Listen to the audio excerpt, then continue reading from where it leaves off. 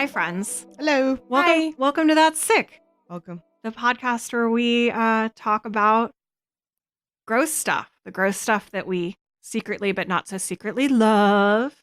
Yeah. And we bet you do too. I'm Justine. I'm Heather. I'm JB. And this is episode 25. Our podcast can rent a car. Yeah. Yeah. Quarter century. It's the gold anniversary. No, what's 25? Silver? I fucking know. Yeah. Anyway, happy holidays. Yeah. Happy This holidays. is the first episode back from the holidays. Yes. Happy New Year. The new year just happened, but I think this will be coming out on, I don't even know what day. The future. Sometime in January. We had to take a break for the holidays, and now we're back and we're ready to be gross and gross you out. Ready to sicken you again. Mm-hmm. So let's just jump into it. Does anyone have a good sickest thing of the week in a bad way? Well, let's just say sickest thing since the last time we were here in a bad way. Oh, I had a dramatic tale. Ooh, do tell. Oh, okay. So, last week at one point, so I have this weird thing where I don't like to cook food if I'm going to be away from my house for a long time because I always think I'm going to leave the stove on and burn down the place. Sure. Fair. Because I'm a crazy person. So whenever I have to work late, I like to microwave my food. And I had wanted eggs. I wanted a hot meal. So I put my eggs in the microwave to like hard boil in there. So I sat down on the couch while my eggs are cooking. And then a few minutes later, I guess more than a few, I just hear a big kaboom. Oh, no. So I go out into the kitchen. Unfortunately, the big kaboom was just that I had my my can of coffee sitting in front of the microwave, and that just got knocked on the floor, and that was the big kaboom. But my microwave definitely exploded eggs all over my kitchen and died. Oh my God. Your microwaves, you need a new microwave now? R.I.P. My microwave is R.I.P. Oh, shit. I've been living that no microwave life for about 7 days now. How is that going for you? It's okay. I've been using the stovetop to heat up leftovers. But yeah, cleaning up hard-boiled eggs splattered all over the kitchen was really fucking disgusting. Ew. Yeah, it probably smelled terrible. Oh, It did no. not smell good at all. It smelled like hot eggs. Ugh. I don't know if I could top that. I hope you can't. It was Try. terrible. Oh, the only thing that was sick for me was like the elephant in the room was my cat died, and then I got it skinned like I said I would. Just like I said I would. I did. I took my cat to a taxidermist and had him skinned, and his pelt is being tanned as we speak. It takes 4 to 6 months to process. But then we buried his carcass in the backyard. And although it was very sad, it was kind of like sick to think about, like, oh, he doesn't have any fur on him. Like, it's a little creepy. I did not look in the box. I did not want to look in the box. So legit, that was the first thing I asked JB when I saw her the other day. Yeah. And she told me about how you guys buried fats in the yard. And I mean, basically the first thing I brought up was the fact that he would be skinless and wasn't that weird. Yeah. But yeah. Yeah. Oh. I didn't see it. He was buried in an Amazon box. R.I.P. Fats was a Just good the way boy. he would have wanted to go Yeah. in an Amazon box. Oh, he's my big boy. So Aw. yeah, I miss him. He had cancer, and that sucks. But I will have his pelt to remember him by, which is pretty cool. It is. So, Justine, sickest thing? I really thought I had one. I cannot remember it. I'm really sad. So I'm just gonna whiff it. I did. This is actually funny, but also terrible. I was at Target yesterday and thought, oh, you know what? I need a Brita filter. I got rid of my old Brita pitcher like ages ago. I've just been drinking tap water. I need a new one. So I got this like lovely new Brita pitcher. It filters out lead, which is apparently an important thing to do in Millvale. Ooh. And then so I got home and I opened up the fridge and I'm like, oh my God, there's a Brita pitcher in my fridge that I haven't even I stopped seeing it. It's like I stopped seeing it for a really long time. And I realized it was there just, yesterday going in to put the new Brita pitcher. So I take the old one out and it's like the water inside is like black because Oh my it's just been sitting. That's pretty gross. Yeah. So I dumped it and got rid of it. And now I have a nice new Brita This is, I mean, I swear I just sometimes like I don't see things. And that's why I get so messy because I just don't see them. Oh, the Virgo yells at me for for not doing that. The fridge. He's like, just look behind the first row of items. You have food behind them. I'm like, I can't see. I don't look behind. Like, I'm so lazy. This wasn't even behind anything. It had just become part of the fridge. It was off to one side, and the picture was white. It was like clear, like a clear picture with a white top. And so it just kind of like blended into the side of the fridge. Oh my God. Don't worry. I'm embarrassed by this. I don't think this is a good way to live my life, but it happened. Thanks for sharing. You're welcome. You know, just put it all out on the table, guys. All right. I guess it's time for you guys to reveal this week's topic. Heather looks I don't know if we know trepidatious. I don't know how to phrase what the theme is. Yeah. Like, there's kind of a feel. Okay, Yeah. so how about this? You guys just each tell me what your specific topics are. Okay, well, the way that it happened was like, I was like, I want to cover this thing. And then GB was like, oh, this is kind of related, which is a lot of times how we do our topics. So maybe we can make it up on the spot. But my theme is the winter of 1777 to 1778 at Valley Forge. And very historical. Yeah. You know, I love the history. But so, yeah, it's a history one. And it talks about like the sicknesses and the disgustingness stuff that occurred there. And then JB. I'll get into it a little bit whenever I go into my topic. But long story short, I heard a ghost story about a mad butcher in Civil War era Williamsburg, which turned out to be a hoax. However, I did look into the subject, and Civil War amputations are going to be my topic for the day. Yeah. So wartime grossness. Yeah, which is, I think that's Ye old. That's it, to be specific. Ye old wartime grossness. Okay. Yeah, I'm really excited about this because the Civil War amputations are brutal. So I'm excited to hear about it, JB. But it doesn't matter who goes first. I don't think it does. Historically, chronologically, I guess I should go first. I was going to suggest that we go in chronological order. Cool. So, Heather, you're on. Take it away. So, the sickness at Valley Forge. So, Washington's army, if you didn't know, this is during the Revolutionary War. I honestly don't know if we have like any international listeners or anybody that's not familiar with the Revolutionary War. We get the occasional listener from not the United States. Just in case. I'm referring to the setting is the American Revolutionary War or the War of Independence. As you may know it, it's when we fought the British in 1776 and we were like the petulant child. No. We don't want it. No. So we live in Pennsylvania, so we're especially taught about this a lot in like elementary school and school. You know. Yeah. I know I'm sure you guys remember having classes on it, right? Yeah. And well, growing up out east, we actually we were able to like go Valley Forge is like an hour from where I grew up. So we've been there. Yeah.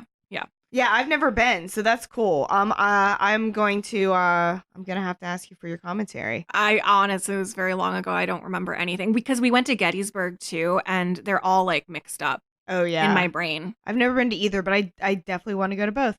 So infamously, this winter of 1777 to 1778, it was a hard ass time military wise. Washington's army had suffered triple defeats at Germantown, Paoli, and Brandywine Creek.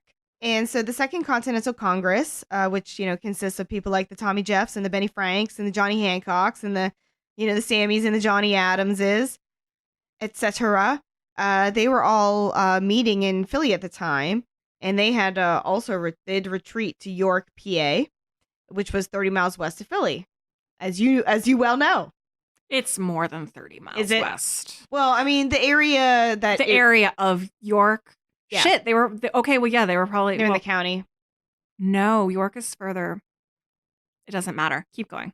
It's fine. So the army also had plans. The Continental Congress was in Philly. They had retreat. The army also had plans to hole up in Philly for the winter. But since they got defeated, like majorly dunked upon, they had to retreat back to Valley Forge.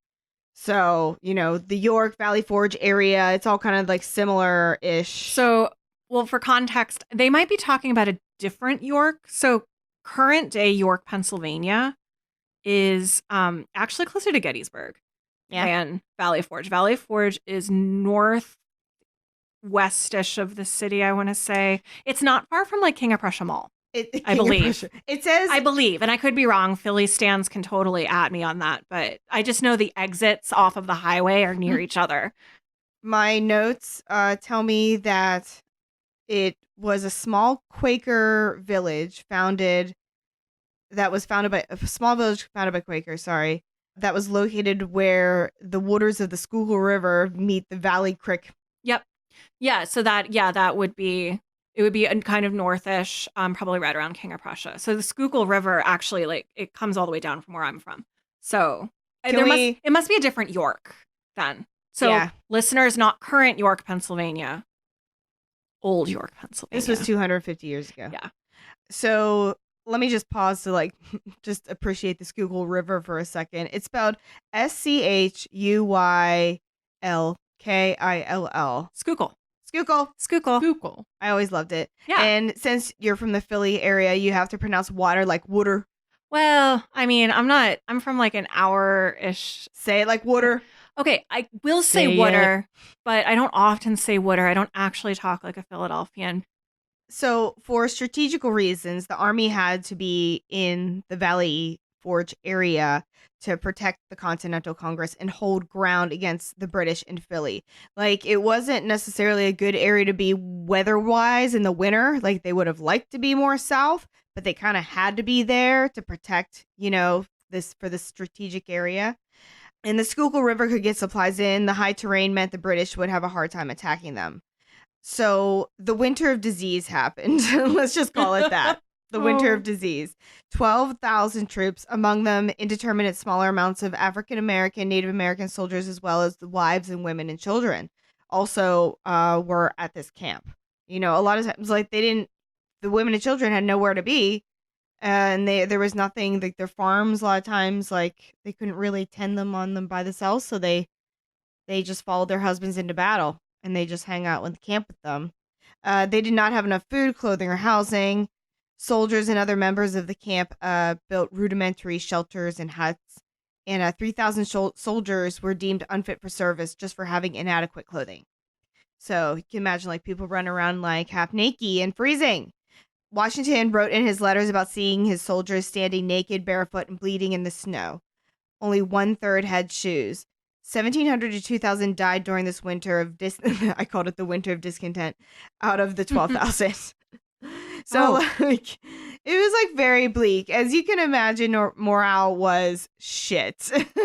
Very shit. I can't even imagine. No shoes in the winter. Like, yeah, they had just suffered a triple defeat and they have no shoes. And they were just a lot of farm dudes, They were, militia people. But who were the militia made up of? It was like, people that lived on the land. And so I'm like, when I was doing this research, since I'm such a dork, I was comparing it to the Battle of Helm's Deep in Lord of the Rings. How nerd. Many fighters have seen too many winters, many too few.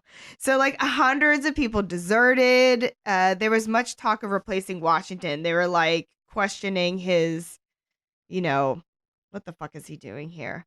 So the supplies were also shit. They had barely any supplies for a few reasons. They had to leave a lot of stuff behind to rot, because they just couldn't take it with them. So they just had to leave it. And they knew like the food would expire anyway, so they couldn't carry it with them. So they just had to leave it. Local farmers wouldn't sell to the Continental Army because they had no money or collateral. And the British Army actually could pay way better. So the Washington had to send the men on, quote unquote, foraging missions. And basically, they were seizures. They were commandeering people's property, which, wartime. Also, because of all these poor conditions, things like that, there was also disease, hygiene, and typhus. Bad hygiene led to typhus breakout. The soldiers at the time did really not understand the importance of soap. They did also not brush their teeth. They got mouth infections very easily, gum disease, abscesses. Soldiers suffers from outbreaks of scabies. And so typhus, I did a little bit of a like dig into this because I actually wasn't too sure about what particular it was because like I know modern medical stuff, but like typhus is an oldie time thing that like nobody gets really in the modern age, so I don't really know much about it. It's a bacterial infection and it's spread by a vector, specifically body lice, like chiggers and fleas. So a vector is that's essentially like a little critter that will spread the bacteria on its back, like a rat and a flea was the vector for the plague. So these chiggers and these body lice and these fleas, it was common before soap was widely accepted because like people were sleeping in these like really close conditions and they're huddling for warmth and they're just like spreading this body lice that's infected with typhus. And so nowadays typhus is treated with antibiotics, specifically doxycycline, but back then they didn't have antibiotics, so you just kind of had to fucking take your chances. You may have survived it, you may have not. And a lot of people did not. And they died a horrible, horrible, like disgusting death. So the signs and symptoms of typhus included fever and flu-like symptoms, a rash on your, like the trunk of your body, that's like your main body like area. That forms 5 to 9 days after infection. And then the rash continues to spread over 2 to 3 weeks. And then eventually coma, respiratory failure, and death. I feel like I'm reading one of those, like pharma commercials, like All of the side effects. all the side effects may cause death. So the medicine was shit. The concept of modern medicine, obviously, it wasn't modern. It was 250 years ago. It was pretty much unknown. And germ theory wasn't completely accepted until Louis Pasteur in the 1860s. Again, this is 1777, 1778. Oh, shit. So not until the 1860s was it widely accepted that germs were a thing. And Florence Nightingale and the advent of modern nursing also didn't come around until the late 1800s. Hospitals, again, quote quote unquote, were places people basically went to die. And that was pretty much it. All doctors were referred to as, again, quote quote, surgeons at the time because they mostly just, as JB's going to talk about, amputated limbs and dug bullets out of people. Like that's pretty much like what their purpose was. They did use some herbal medicines, which have been around since time immemorial. A lot of stuff that's passed down through the ages by women and stuff like that. So that stuff's been around. But like, God, they were using things like sulfur. They used sulfur. It kind of worked as a little bit of an antibiotic. They found when they put it on like things, it kind of helped, but again, it's like super, super caustic, so it's not exactly something you really want to be putting on your skin. But it would just like kill the bacteria, I guess. But God, that has to fucking suck. That has to be really painful. And How much does that smell? that was what I was about to say. Sulfur it's- smells like methane, right? It smells like poots, like eggs. and, like rotten eggs, and like really bad like egg farts. And you put on an infected wound, Yeah, which already stinks. yeah, Ugh. yeah, nasty. That's Can you imagine? No. Ugh. So that's typhus for you. There's also smallpox. That's pretty gross. Smallpox is another thing that's been pretty much eradicated in the modern world. You don't have to get vaccinated for it anymore because it's not around. But I'm sure the anti-vaxxers are working on that one too. So smallpox is extremely virulent. It's a quick acting disease. The incubation period is 12 days after you breathe it in, and then your mouth like starts to form these sores. And after a few days, the sores would form on your skin, and they're like purulent. They're like pussy. They're pussy, and they start to swell and ooze, and then they burst and dry out, and the pus fluid dries and like flakes off, and you're just like this oozing like pussy, like like full of sores. Does it look like you have cold sores all over your body? Yeah, like oozing cold Ugh. sores. So it's like full body herpes. Yeah. Ugh. And like you're like feverish and you're shaking and you're just like, oh, it's awful. Watch Deadwood. Deadwood has a good depiction of smallpox, like the smallpox epidemic, and there were people in the smallpox tent. That's a good I think it was just the first season. You can survive it. I mean, people did survive smallpox, but it's like usually like in the best conditions, which obviously these soldiers did not have. And it would leave permanent scarring in various ways. You just get like, you'd have smallpox scars. That's do you ever hear the phrase pockmarked? Mm-hmm. Like your Yeah. face is pocked. Yeah. That's where it comes from. You can get Oh. that from chickenpox too. Yeah. Pockmarks. Yeah, pockmarks. And a lot of people refer to it as like if you had like acne scars, your face can look pockmarked. Right. Yeah, Yeah. it's yeah. But that's where it originally came from. Smallpox. Smallpox, yeah. Which smallpox and chickenpox are very similar, if not the same disease. You know, they're very, very similar. I feel like chickenpox isn't quite as gross sounding as No, what you just described. no. It's like no. the baby version. But it's Yeah. it's like a mutation or like a a version of it. I'm not a virologist. I can't remember all of my microbiology. Anyways, so smallpox around the same time though there was inoculation. They didn't have germ theory, but they did have like basically a vaccine. Isn't that wild? Wait, what did they use? So it's crazy what they did. Let me get into it. I guess I gotta read it like I wrote it, but I'll let you know when I get to it. So Washington wanted the army to get inoculated with the smallpox vaccine, which was available at the time. And this obviously in theory was a really good idea, but it apparently was not carried out properly, in practice. And so Washington intervened later in February of 1778 and enforced the inoculations because they were just like, the smallpox was just getting out of control. So basically, how they developed this vaccine was they knew if you had smallpox before, you couldn't get it again. They observed that. This is just like, using best practice and observations. So they would slice open the oozing pustules of a person that had smallpox. Yummy. And the pussy dead virus was then rubbed into a small cut that was made on the arm of a person being inoculated. This was not technically a vaccine, but like it was like, But it's yeah, the precursor. exactly, Yeah. exactly. And just like fucking imagine the leap of faith that people had to take to like allow that pus to get rubbed on you. I mean, you think about anti-vaxxers today, and I bet a lot of people back then were like, "Oh, fuck that." Yeah. Yeah. Yeah. But yeah, it's like here, take your pustule, Jerry, and rub it on you, Charlie. So like you'd be Pus Brothers? Pus Brothers. Yeah, it's like Blood Brothers, but Pus Brothers. Gross. Another HBO series that you can see this particular thing in is the John Adams series starring Paul Giamatti and Laura Linney as John and Abigail Adams. They show their family members getting inoculated against smallpox. And they basically had like this little smallpox boy like in the back of a wagon. They're like cutting his like his pus off and like rub it on you, and you get like a little scar on your arm. Cut my pus into pieces. Yeah.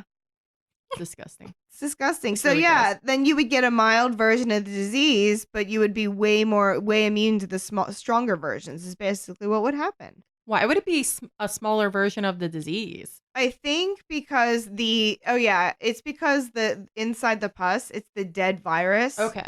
It's not the live virus that you're you're not injecting into the bloodstream. You're putting it subcutaneously, so it's basically like it's localized to a small area, and it is the dead version of the virus. So that's always what a vaccine is. Right. It's the dead virus.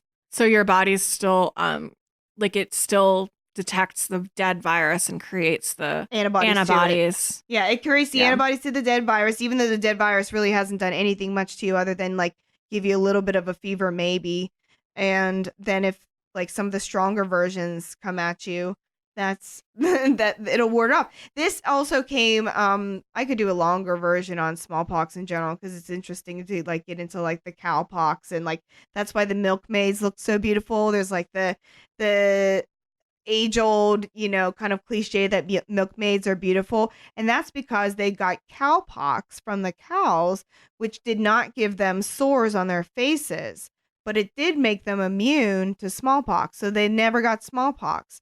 So the milkmaids were never pockmarked, so they always had a beautiful complexion. So it was kind of like a cliche back then to be like, oh, the milkmaids are beautiful. Wow. Yeah. I didn't know that. That's amazing. Yeah.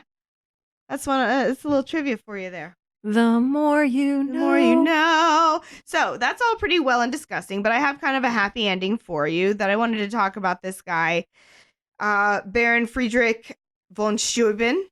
Has anybody heard of him? No. No. Von Steuben.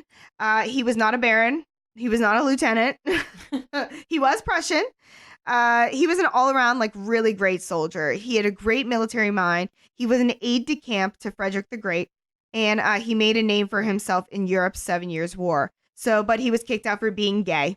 Was he the king of Prussia? No, he was, I guess, like, fighting for the King of Prussia. Okay. King of Prussia Mall.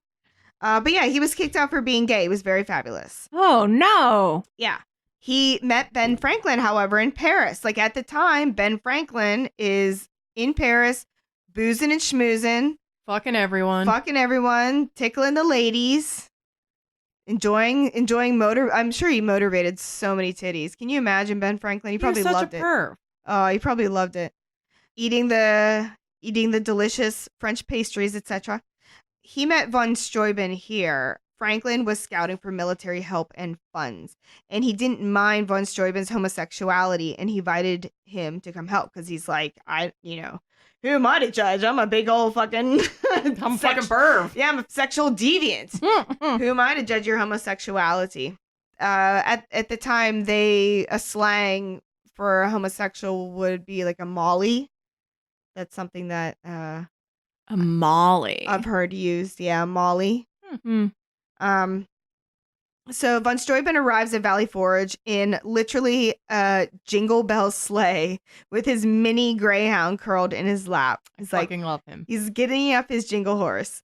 He does not speak any English, but he eventually gets this guy, Benjamin Walker, to be his interpreter, and he starts training the army Prussian style. And so they're marching, they're shooting. Sorry, I have to burp. Oh my god, that's one thing. That's one of my grosser things I should have mentioned. A grosser thing of the week is like I fucking like need to take Prilosec now because I get so bad indigestion. It's terrible. Welcome to the club. Ugh, age, getting older. Sucks. Getting older sucks. Anyways, so yeah, they're marching, they're shooting, they're reloading drills. That's all very important. But he also taught them how to fix bayonets and like stab people. And they didn't even know how to like properly do that. And he also instituted higher hygiene standards. He made people wash with soap. He made them brush their teeth. Like, they were like, what the fuck? Like, why do we have to do this? He's like, this is what you have to do. He moved the locations of the latrines so they would not be like draining down into the drinking water. I mean, this shit just kind of makes common sense. But like these dum-dums at the time had no clue. God, Americans were fucking rubes. Yeah. Mhm. Yeah. And like Von Steuben's just like, I come from very cultured place. I come from Europe. Let me just like, come on. He's whipping these dudes into shape. So Prussia had this down pat. They were a very advanced army. The U.S. was struggling, but Von Steuben arguably saved them at Valley Forge because when they marched out of the encampment in July 1778, they fought the British at Monmouth. And although they didn't quite win, another Hamilton reference. I'm singing the song in my head. I'm not going to lie. Although they didn't quite win, they held back the British like never before. So after America won the war, Washington was so thankful of von Steuben that he gave him a house in Valley Forge, and he lived there with two men he adopted, quote unquote. They were, his gay lovers, obviously, Obviously. But that's what you had to do if you wanted to leave your riches to your spouse. You had to adopt them. And that was still happening up until like the 90s and shit. Before marriage was legal. Like there's like people that are, living nowadays that like they're lovers and like one of them has adopted the other just because like that's how they can leave, only way they can leave their money to them. Think about that, straight people. One of his partners, one of Von Steuben's partners, went on to become a senator. His name is William North, and the other was, again, Benjamin Walker, his translator. Oh, nice. Yeah. So Von Steuben's blue book, in which he wrote his ideas on camp operations and personnel management, they were so fundamental that portions of it are still in use today. Like, it was such a iconic military manual that was just so, basic and, at the same time, sophisticated. It endured throughout decades, centuries, even centuries. Yeah. I never knew that. I liked learning about it, even though it wasn't gross, that part. It's heartwarming. Yeah, that was my fun ending. To like, finish off like after that was kind of my finish off after the gross stuff, because I just like that story of Van Steuben. I think he's like a cool figure. It's most people don't know about him, so And now I know. queer history. I was also going to say why there's a King of Prussia Mall. I'm guessing that's why. What, you didn't know there was a Prussia? No, I knew there was a Prussia. I never really knew why there was a King of Prussia Mall in Southeast Pennsylvania. Oh yeah. So Yeah. I'm guessing that's why. That's cool. It makes sense. I can't imagine there's any other reason. Yeah. Yeah. All right, I'm done. I just love the idea of some guy walking in through an interpreter basically going, oh my God, you people are fucking nasty. Get it together. Yeah. That really what it was like. Yeah. Hamilton should have sung about that. The poop water draining into the drinking water. Yeah. Must have been cut. Wash ass. Like, dude, you shit over here. You don't shit over there. Like, don't shit into where you drink. Like, it's duh. Oh my God. They learned that in medieval times, but no, revolutionary soldiers still hadn't gotten it. Yep. Well, maybe they weren't shipping their best and brightest over the colonies. I don't know. Well, like I said, a lot of these guys are like farmers and shit like that. They were like, local militias and stuff. And I feel like Washington should have known better. Yeah, but he had a lot. He can't like. He had a lot on his plate. He probably was not directing placement of latrines. Exactly. They have no clothes. He has enough stuff to worry about. All right. Well, thank you, Heather. You're welcome. I learned so much about smallpox and typhus and history. It's fun. Von Steuben. History's always changing. That's what I can't stand when people always talk about, like, oh, history's boring because it's like all in the past. But yeah, the more we learn about history, the different ways we think about like how our future and that kind of stuff. Well, thank you. You're welcome. Thanks. Well, JB, now it's your turn. So, what was the thing that you were originally going to do? Was some kind of like ghost story? Yeah. So, this summer we went on a family vacation to Colonial Williamsburg, and at some point, Anne and I went on a ghost tour. Okay. And so they'd have all these horror stories for all of these mansions and sites around Colonial Williamsburg. And one of the hospitals was actually, I think it was like a city county building, but at the one point in time, it had been the site of a Civil War field hospital. Oh.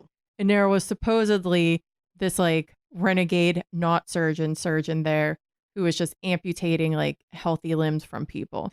Ooh. And just throwing them out the window. And there's just like a huge limb pit of just like arms and legs. And they called him the head devil. Oh, willy-nilly. And that the streets flowed with blood from the head devil. And he was, and I was like, oh, right, an American serial killer, sociopath. I'm into this. But alas, literally the website for this ghost tour is the only place I could find a reference. Oh my God, like they made it up. Yeah, but it's still entertaining, so whatever, it's fine. But yeah. Oh, but that's like, I get that a lot of ghost tour stuff it's not like, scientific, but my God, you could at least base it on stuff that really actually happened. Yeah. Make something up. Gosh. It's made up. I was a little disappointed. I'm disappointed too now because I would have liked to hear that story. Me too. A pit of extremities. Well, gross. Well, actually. Oh wait, do I get to hear about a pit of extremities anyway? Yeah, sort of. Yeah. Ooh. So what I was pleased, I don't want to say pleased, but maybe pleased. We're sick right here. Sure. Is that the limb pit described on this grisly ghost tale? It actually is a real thing. Yeah. Oh. So in 2014, modern day, there was a major discovery in Manassas National Battlefield in Virginia. Okay. So 2 entire soldiers were found along with 11 arms and legs, mostly legs. Oh, that doesn't add up. It's just like a mass grave of 2 bodies plus a bunch of like limbs. Yeah, it's believed to have been the site of a field hospital during and after the Second Battle of Bull Run in about 1862. So was it like all bones they just found? Yeah. Really? So the theory is that the 2 entire bodies that were found were people who were just unable to be saved. Like that was kind of how it went on the field is if you were able to be saved, they try to cut off your limb because, all right, you got a smashed up leg. We're going to just chop that off because you ain't coming back. That's no good anymore. War is hell. But if you were like had an open gut wound, they were just going to give you ether or something to kind of numb the pain until you died and then buried you. Oh my God. So the missing legs and arms were from the lucky people.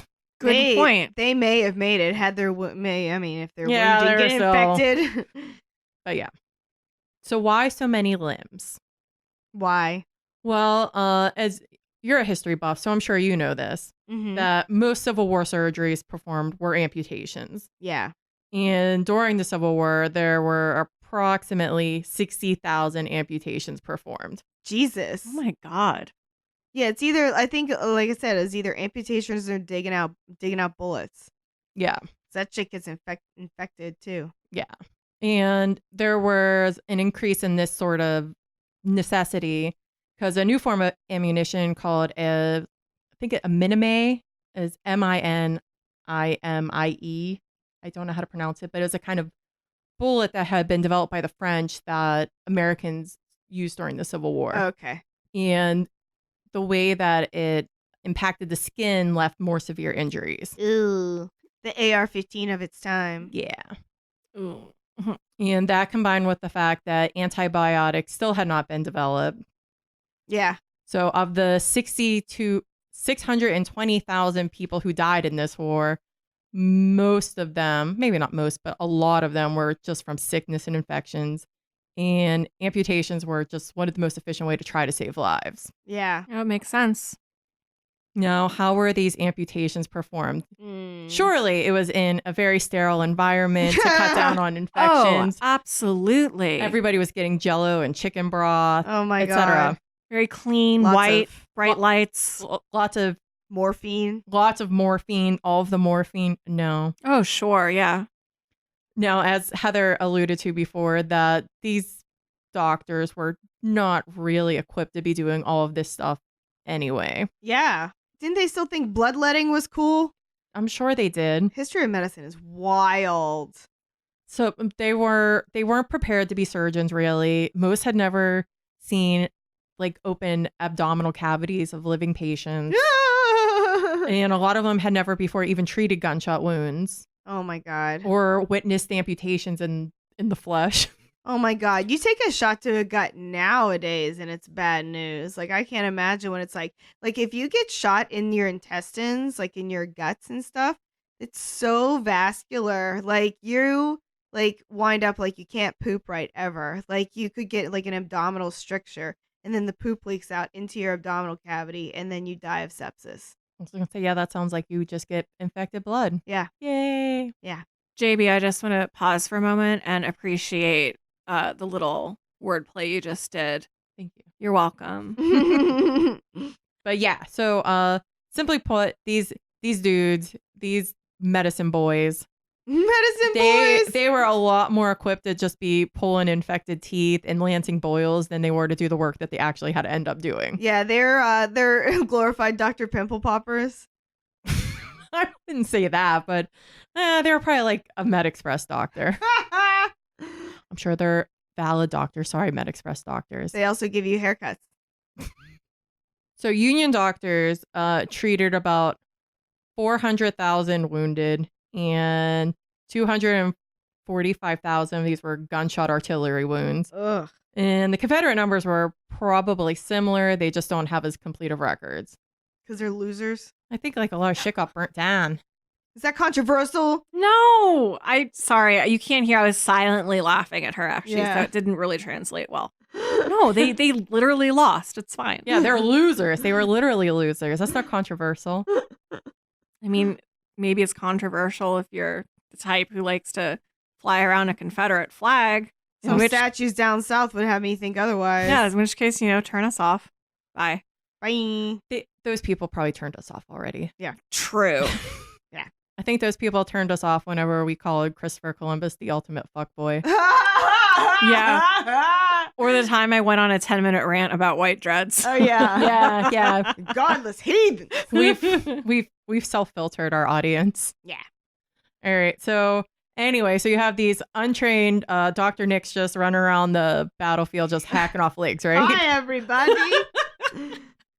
Bye, everybody. Hope All you right. don't die. Oh, I took off the wrong one.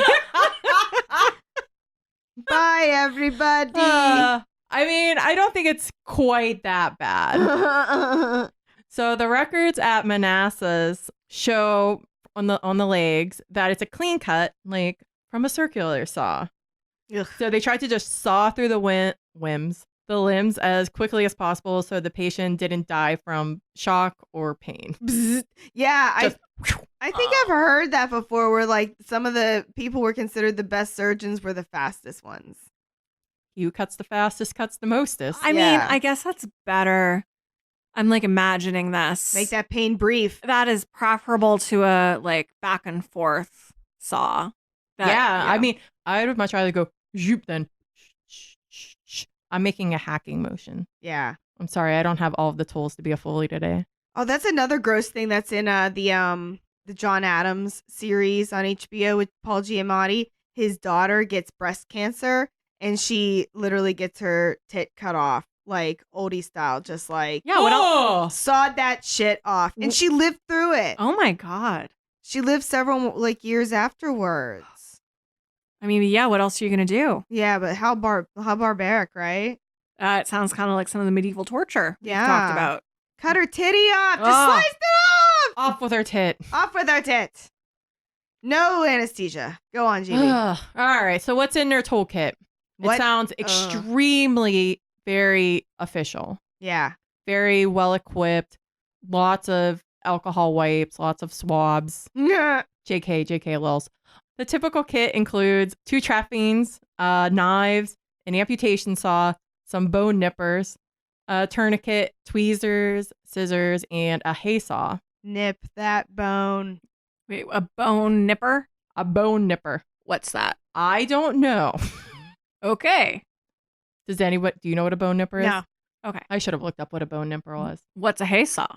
I assume that it's a cutty do. I did not look into all of these. Okay. So if anybody, we have It's some a facts. bone nipper. Yeah, it's like a little tool that it's like a little tweezer tool. Okay, it's a tweezer tool. Oh, they look like not pliers. Like, yeah. Almost like needle nose. Oh, like wire, Wire cutters. They look like wire cutters for jewelry. yeah. That's what they look like. They look sharp as fuck. hay saw. Hay saw. Great day for hay. Sorry, I just watched like all of Letterkenny over Christmas break. So Hay saw. Get to choring. There's chorn to be done. pitter patter. This looks barbaric as fuck. Oh yeah, the hay saw, that definitely looks like serial killers use that. It Yeah, looks that's fucked up. It looks like a big machete. Yeah, I don't like that. Nope. I don't want my doctor carrying that on them. It definitely looks like something Jigsaw from the movie Saw would have. You'll notice that I did not say anesthesia. Yeah, they don't have that. Yeah, it like antibiotics had not yet been invented. Did they have morphine though? They did not, but they do use some kind of numbing agent. I will get into. Ether? Yeah. Okay. Yeah, ether and chloroform. Oh, ugh. And whiskey. I bet. Yeah. Lots Whiskey, of yeah, alcohol. they didn't make mention of that, but yeah, that's I'd seen that on the Colonial Williamsburg tour as the little whiskey and brandy flask that they carried around. Oh, actually, that was going to be my next thing. So there's the myth that the soldiers were basically just given some hooch and a leather strap and kind of just made to deal with it. Yeah. And sure, sometimes that was the case. So due to the lighting situation at the time, electricity, not the best. Light bulb situation, not the best. Mm-mm. A lot of times the best place to do surgery would be outdoors. Yeah. Under God's sky. Just the way God intended it. Yeah. Sawing off limbs in an open field. Ugh. So, so the patients were given chloroform or ether, and they cause a loss of consciousness followed by a brief like excitatory stage. Oh. So patients were not aware of what was happening, and they didn't feel any pain, but there was still some thrashing, Oh my thrashing and God. moaning. And onlookers, because if you guys remember, it was considered kind of a genteel activity to just go and watch the war times happening. Yeah. They would just be sitting down in a field to watch the people murder each other for fun. Weren't they worried about getting murdered? That's what I always don't- wondered. I guess they assumed there was a code of conduct where they would not kill the lady sitting underneath their parasols. This is so fucked up. Yeah, Humans it's so are fucked. humans are so messed up. Yeah, that's even more Yeah. sick than the fucking amputation. Let's go sit on the Bunker Hill and watch the Battle of Bunker Hill. Oh, hope we don't catch a stray bullet. Oh yeah, it's the picnic. Hey, look, someone's getting his leg sawed off. Oh, Yeah, Yeah, like- so these fucking ding dongs They don't go were help. watching the people and they see them like getting hacked into and hear them go like, I don't know, whatever noise you make when you're on ether. Yeah. And they just assumed that meant that the patients were conscious. Mm-hmm. So they went on to spread the myth that, oh my God, they're out there just performing surgery with no anesthesia. But they were numbed up. Their bodies didn't seem like it. Yeah. But that's pretty gross. They can't give them. They can give them they can't give them paralytics. Basically, they didn't have anything that would make them stop moving. They didn't have paralytics, but they did have like things that could like put them under, as far as like their head. The best they could do. The best they could do. Is that like what a twilight sleep is? Yeah. Okay. They give you like Versed and fentanyl or propofol. That's the Michael Jackson, the milk. It's like an IV. It looks exactly like milk. And that's the stuff that basically killed Michael Jackson because he didn't have real sleep. He just got an IV of propofol from that crooked doctor every night. Yeah. Oh, that's how it worked? Yeah. Oh, That's dear. what he was getting. And that's why, he was like on such bad narcotics. I can't imagine like how. Yeah, well, you know what? Fuck him anyway. How many pooping problems he had. Yeah. So yeah, they give you that to, just kind of give you a little bit of a twilight. All right. Back to the field amputations. Back to these field amputations. So, okay, snip, leg gone. Now what? Now what? You don't have a leg. You don't have a leg. Phantom leg. So the surgeons generally just let the amputations heal by granulation. Mhm. So are you familiar with granulation? That's basically just like, allowing it to heal on its own. Yeah, just forms like new capillaries and thick tissue, basically like a big old scab covering your wound. Yeah. Would they dress it at least? I hope. No, they just let them do that.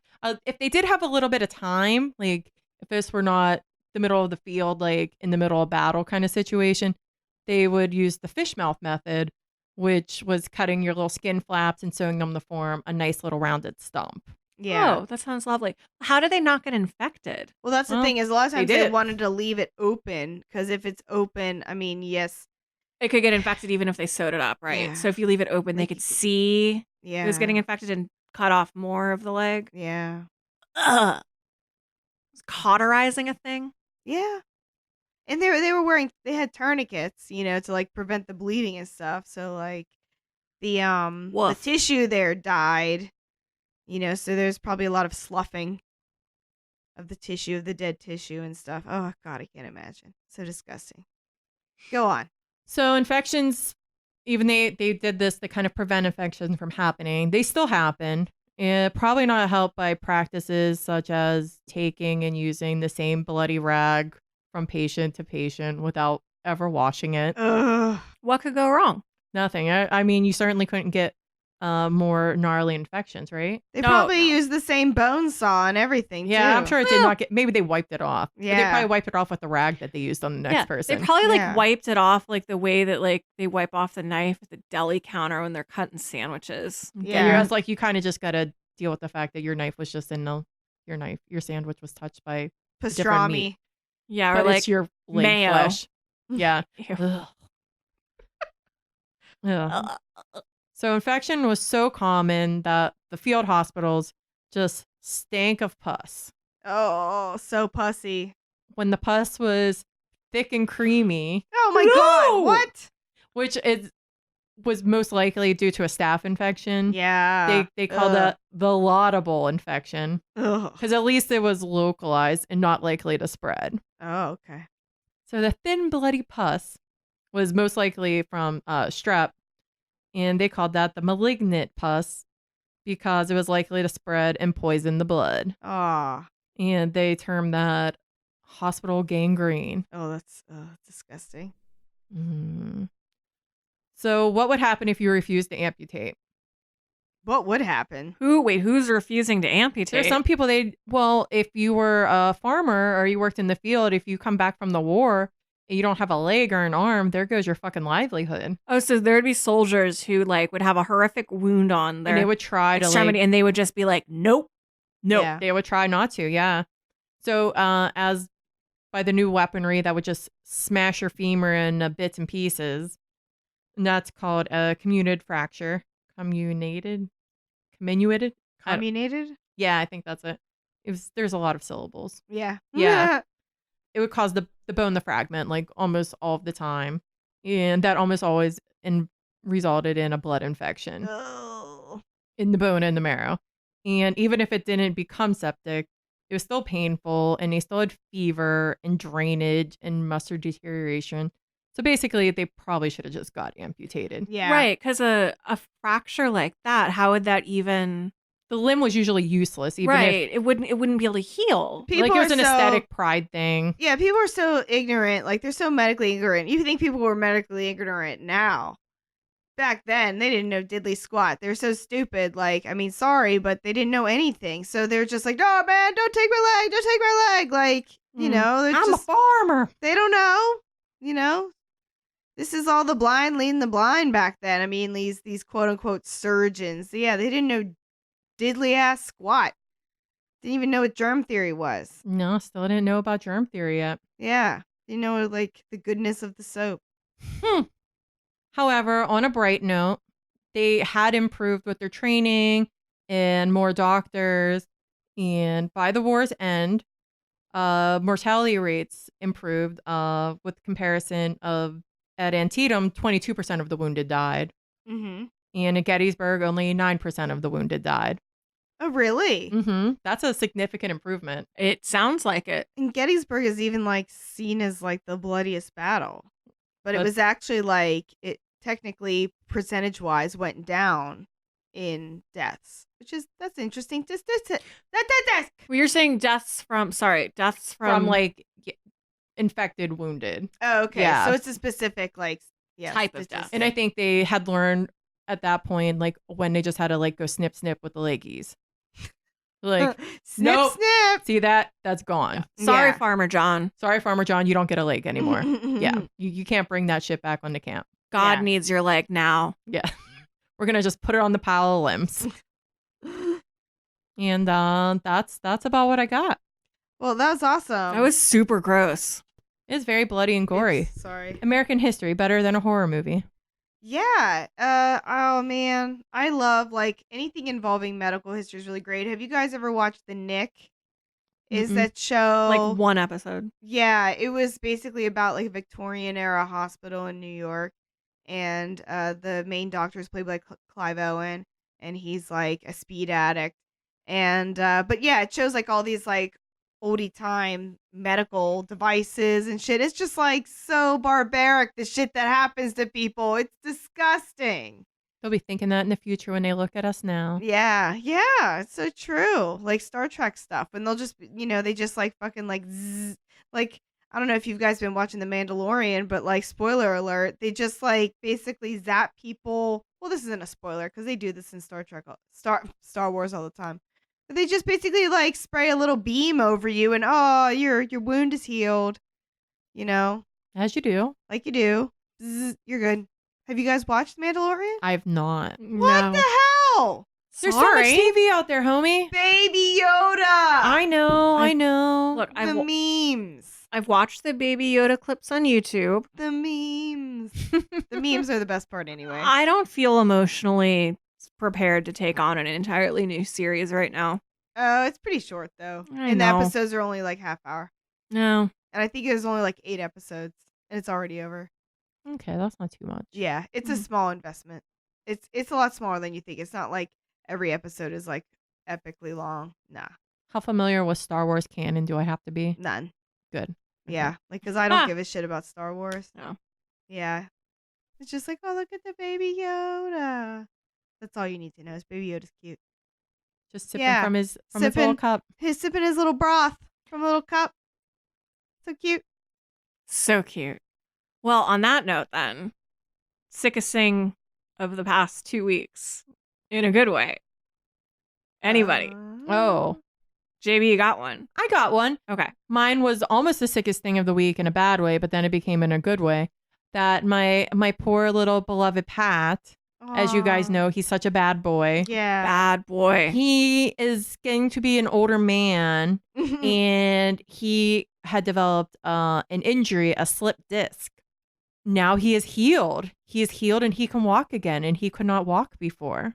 He looked like He was on death's door. Death's door. Yeah. Mhm. He really seemed like he came back from the brink. Because he was so pathetic looking and sad. I felt so bad for him. You could tell he was in so much pain. And then I saw him earlier this week, and he was chatting and following us around, and being his regular pesters himself. Mhm. it was good to see, for sure. Yeah. He's my Christmas miracle. That is good. Yeah. Yay. That's awesome. Heather? I don't have anything. Nothing. I can't think of anything. That's fair. You've had a rough time. I had a rough time. My Yeah. cat died. So Yeah.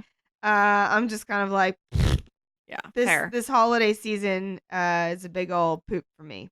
Well, for me, I'm just going to say I've been off of work. I'm finishing up my second week of vacation, which is just sublime. Mm-hmm. I got to spend a lot of time with my family last week over Christmas. And this week I've just been staycating at home and sleeping in. And I did yoga today, and it's been nice. So I'm feeling very refreshed and actually not dreading going back to work next week. So it would seem that 2 weeks is the ideal length of time to take a vacation. If only. If If only that was a thing that one could do regularly. all the time. Yeah. Yeah. And it was just really how Christmas and New Year's fell this year. It was very easy to pull this off. So, Sweet. yeah. All right. Well, that's it for this week. If you liked what you heard, please consider subscribing to us on the fine podcasting institution that you're currently listening to, such as Apple Podcasts, Spotify, Stitcher, or many, many more. We'd really love to have you with us every week.